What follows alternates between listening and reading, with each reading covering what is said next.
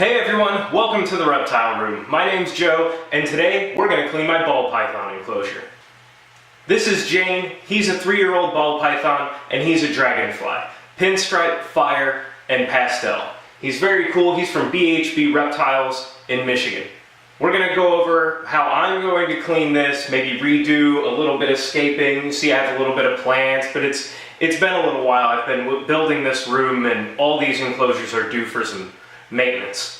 So you'll just follow me along. I'm going to show you a little bit what I do. I'm going to reuse most of the substrate because it's not that old. I'm just going to clean it all up, get any little poo and old skin that's been in there, moisten it up again, and put it all back. It's a blend of coconut fiber, coconut husk, coconut coir, and a little bit of aspen for a little bit of color. So there's a little bit of fine, there's a little bit of rough, just something a little bit different overall.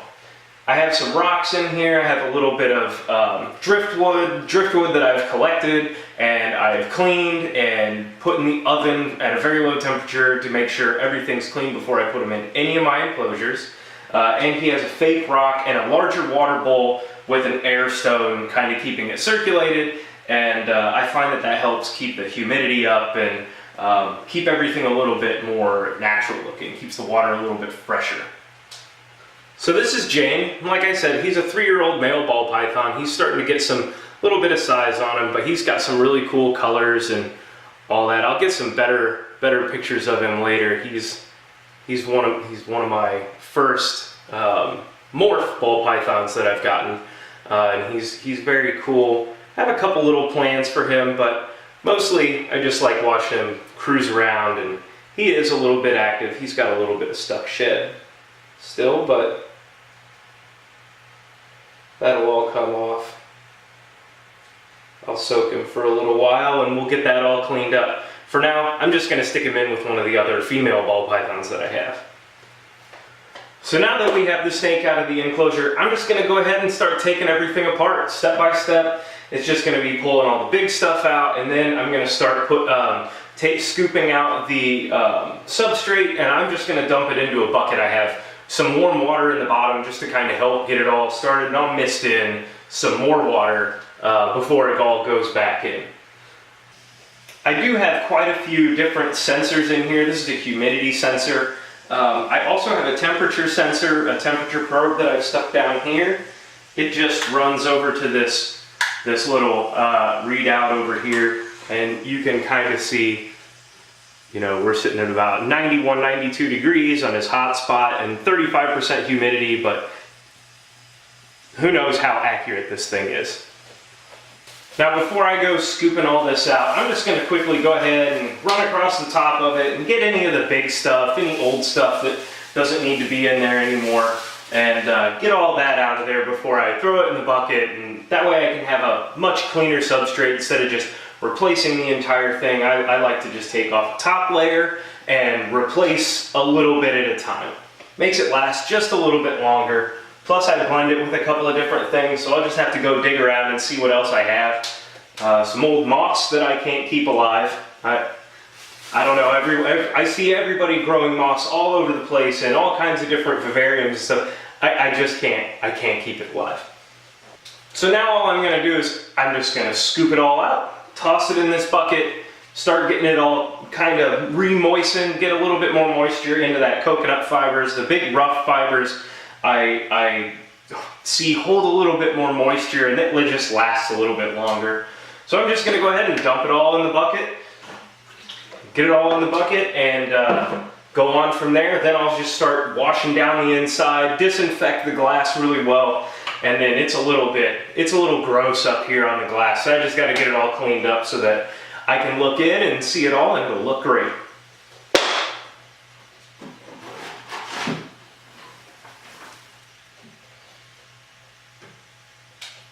See if I can do this without making too much of a mess. So as I said before, this is sat a little bit longer than I would normally let it go. So there's just a little bit of calcium buildup on the back side of the tank. Since it's just glass, I'm just going to go ahead and use a razor blade here and very carefully just kind of make sure the blade's nice and clean, and just scrape down the back of it. Try to get all the big stuff off that I can, and then spray it down with some F10 and water, and it should be clean enough. Just be very careful you don't dig a corner in, because then you will scratch the glass. What I'm doing is just setting it right on so the blade's flat, and then it just scrapes along, and then you won't leave any scratches. Just with a glass aquarium, unlike an acrylic aquarium, you have silicone in the corners keeping it all sealed. Be very careful. As long as you want it to still hold water, you really need to be careful and not go down all the way. Okay, so now it's all clean from the inside. Now I'm just going to go ahead and start putting the substrate back in, and then I'll try to figure out where I want the water dish and all that. Try to put some of the bigger items in, move it all around, and we'll see what we come up with. I'm going to go dig through my other box of goodies and see what other driftwood and whatnot I can put in here to make it, give them a little bit more space, create another natural hide, maybe a little cave or something like that. I found a couple more pieces of driftwood. I don't have as much as I thought I did a couple months ago, but we'll have to go collecting some more later. So just keep adding in a little bit of water if it feels dry. Ball python's kind of like a little bit of an upper mid humidity. I found that's where they do best in shedding. Since he has just a little bit of stuck shed left, not much. I am going to soak him a little bit later, but I'm just going to keep it a little bit higher than most.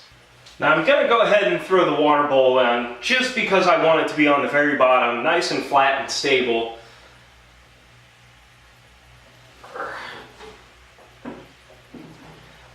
I use a little bit of the, I use some of the shoe containers that you might find at Walmart, Meijer, wherever. I really like them. They stay really clean. Not a whole lot sticks in there. You'll see I do have a little bit of algae on these rocks. That's why I put the air stone in, just to help keep the water mixed up. It's always moving around.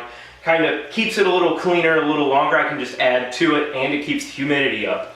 Larger volume with a little bit of water surface breaking will definitely keep the humidity up. So I think we'll go with a spot just a little bit like that. It's kind of overlapping the under tank heating that I have applied to the bottom. It could help keep the water temperature up a little bit, but the room stays pretty warm in here, so it's not really a big deal. It'll stay warm on its own. I will add a little bit more water in here as we progress a little bit further on after the substrate's in. So now I guess we'll just go ahead and add the substrate. Again, it is a blend of a little bit of everything, and I recommend that. It looks a little more natural, looks a little different than what you might normally see.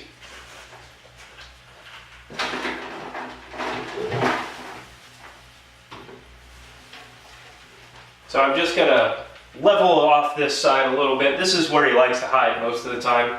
He really likes his warm spots. Some of the places I've been getting my substrates now have actually been hydroponic stores. So a lot of what they do is they grow in coconut husk or a coconut coir, and that is finely ground coconut bedding. And I find that it holds the water a while. It gives it a little bit of a more dirt-ish texture.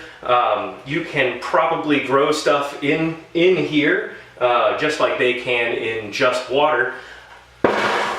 But, so they also have some of the, definitely check them out. They have some good deals most of the time instead of just ordering it online. Sometimes they have larger quantities that you can purchase as well.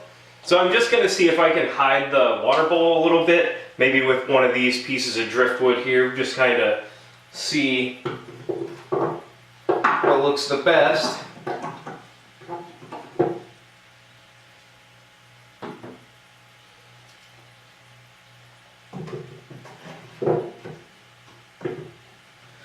This one does pretty well.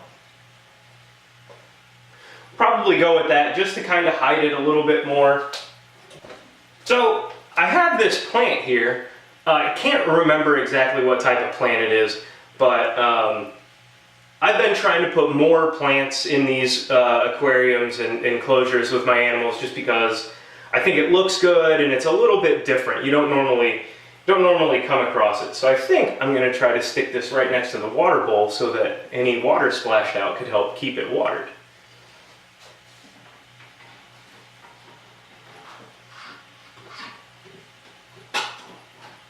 Now, definitely you can have a plan and your snake can have a plan.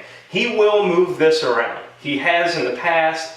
I'm going to leave a little bit of this kind of tiered up here in the back, just a little bit different. Let the plant kind of figure out what it wants to do. And then I'm going to add a little bit more driftwood in here on this side, move the plant a little bit, maybe keep it elevated. And then I'm just going to mist everything down again and kind of water in some of this spots here, put his hide back in, and we're pretty well good to go. Maybe a little something like that, to where it's just kind of going up, the plant's laying over it. I think that looks pretty good. Let me know what you guys think. I'm always playing around with these, and of course it's going to look way different once we get some lighting going on here. And once we get the snake in here and he does what he wants to do. Now, one last thing I'm going to do before I grab him and put Jane back in here. So I'm just going to take this, knock all the stuff that has gotten up on the sides, and then we'll take a look at it. Now, since he likes to move stuff around, I have this blue airline. I hate it. I want some black airline. I just haven't gone and gotten it yet. Since he likes to move stuff around, I put some stainless steel weights on here just to drop it down in there, and so it'll help keep it on the bottom, and hopefully most of the time it seems to fall right back into the water when he drags it out. I did make a notch up here in the top just so that the top sits a little bit nicer instead of pinching it so much. Well, let's go ahead and take a look at it real quick. So starting over here with his hide, I have just a little bit going on with it. Not a whole lot going on over here. Maybe I'll add some plants. So over here we've got that plant. We have it laid up and over top. He'll probably hide a little bit down in this area. That should be pretty cool. Hopefully he can dig out just a little bit up over in here too. One more thing, I have to add his rock in here. This is a pretty cool rock. It's just sparkly. It's where I put his rats if he doesn't come and take them out of my tongs. He likes them just to be laid here, right next to the opening of his enclosure. So we'll go ahead and put him over here on this other side just so that he can explore a little bit, crawl around, check it all out, get the lay of the land again. His light is a Phoenix aquarium light, and it is 24 inches long, 18 or 20, I can't remember, I got it a while ago. It's a 24/7 light, so I can set it to just run from the time of day here, and it'll cycle through, give it a moon cycle and everything. It looks really cool. I really like the way it's turned out. All of my enclosures are eventually going to get at least one of these on them. So I can play around and put this light up here, and move it to the back, see kind of what looks best to me. For now, I'm just gonna probably leave it a little bit at an angle. Thanks for following along with me in the reptile room with Jane here. We'll keep an eye on him. We'll see how he likes it. Let me know what you guys think. How would you have done this? Should I go find some more driftwood? Should I show you how to get that all cleaned up so that we can put it in here? Maybe a couple of aquarium plants. You know, there's all kinds of stuff that could be stuck in here, as I'm always trying to learn a little bit more and expand on everything I have. Thanks again. My name's Joe, and this has been the Reptile Room.